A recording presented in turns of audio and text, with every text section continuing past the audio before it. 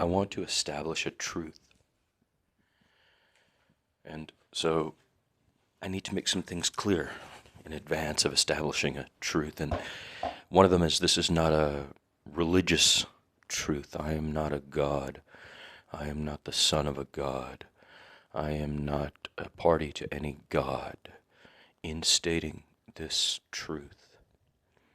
This truth is comprised of many details that have been pulled together from my experience, my studies, and the way I have observed the world during my 50 years of being able to comprehend it.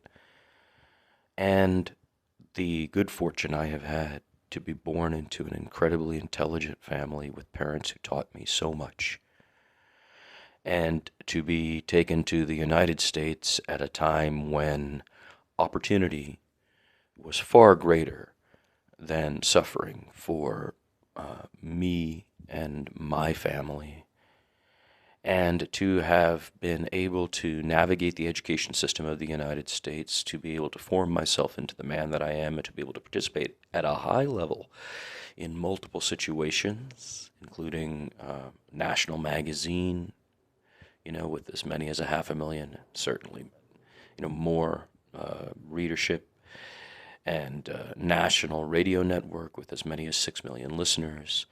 And in those instances, I attempted to maintain my truth and express it as clearly as I could within the boundaries of the highest levels of media in the United States of America.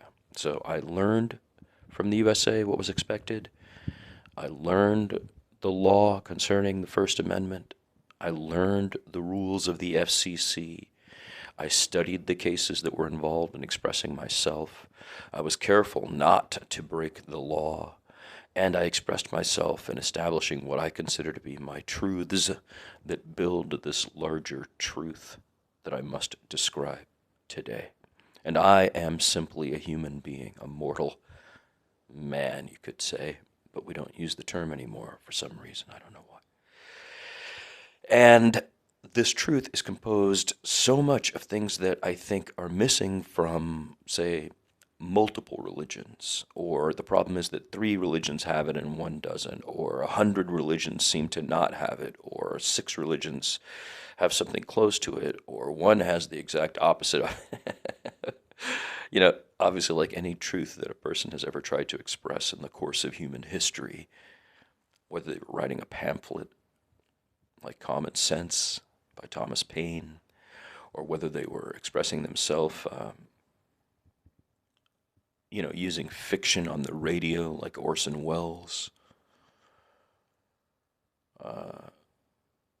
There's a kind of, that's a fiction, by the way, that's the point. To show fact in fiction was the point of that. And the use of media. Sorry, it was a bad example, but a truth, it has taken me, let's say, 50 years to establish for myself, and which I think others also believe, but I don't want to form any kind of religion or spirituality around, right? And so this truth has several elements that I have grown over the last 25 years. And because I'm not an academic, I've never been bound by that, but I've tried to be academic about it so that there are like statements you can make. And okay, so the first of these is nobody goes anywhere different after we die.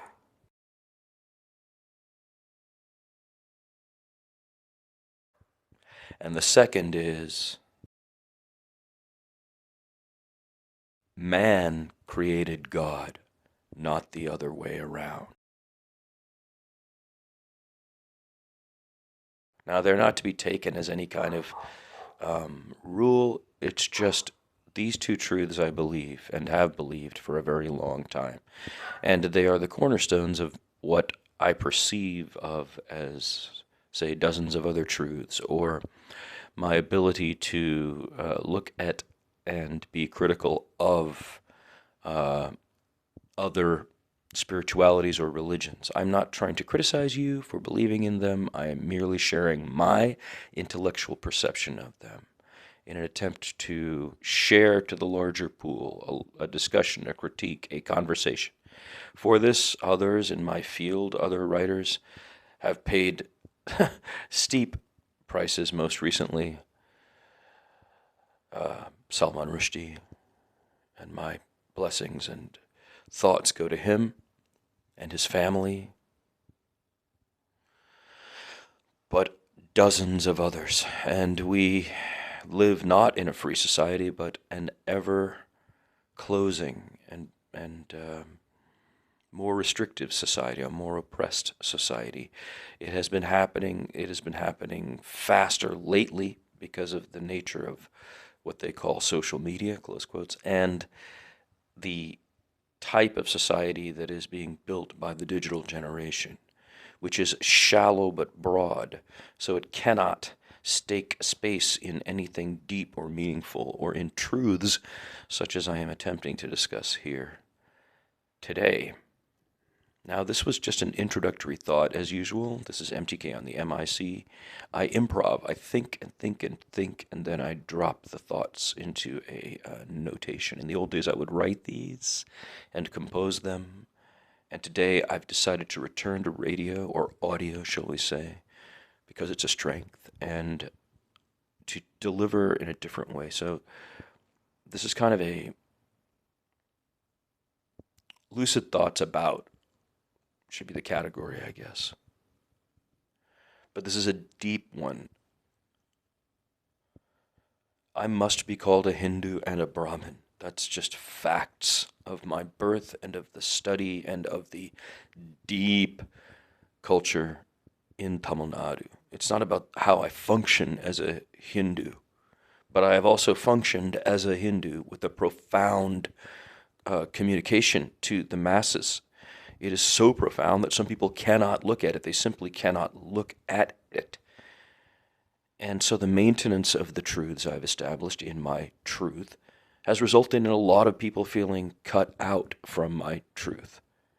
Only recently, with the digital generation in India, can there be some crossover, because the shallowness can comprehend what I'm making in a way that is not threatened by it. And with a lot of my friends, the shallowness of this YouTube channel, for example, the confines of the algorithm of the YouTube channel, I am now accepting today too, in my spirituality, if you will. As long as this is not monetized and nobody can make any money off of it, and the space can be truly the space to test the boundaries of what we were trying to do, to explain the need for what we were trying over time, is a space within the mind that is very important to protect in every culture on the planet. And the increase in fascist approaches to freedom of speech and oppression of journalists, I'm talking about journalism now, is really horrifying. So that the digital generation has now created a space where they can kill off the people writing truths and carve away the edges of the thing so that the social media space has the defined, quote, truth, a social truth. And that is how it's played so easily by a man like the 45th president, who was such a con, is such a con. It's something simple you can teach students. I expressed in a previous episode of this sort of whatever this is. They're just like MTK on the MIC live is what I've been calling them, but they're not really live right now. But I talk about how DJT manipulates it so easily, and people are so easily fooled because the spectrum is the way it is now. And the narrowness of the spectrum only helps that. So the Democratic Party is a failure at resisting, and the Republican Party doesn't seek to. It just uses a different kind of manipulation to gather its bodies, leaving the people out, and they grow increasingly disaffected because of the ability of the digital generation to share a shallow but very, very broad perspective of the world. In the middle of that, here I sit on the middleman's perch, MTK on the MIC. Out.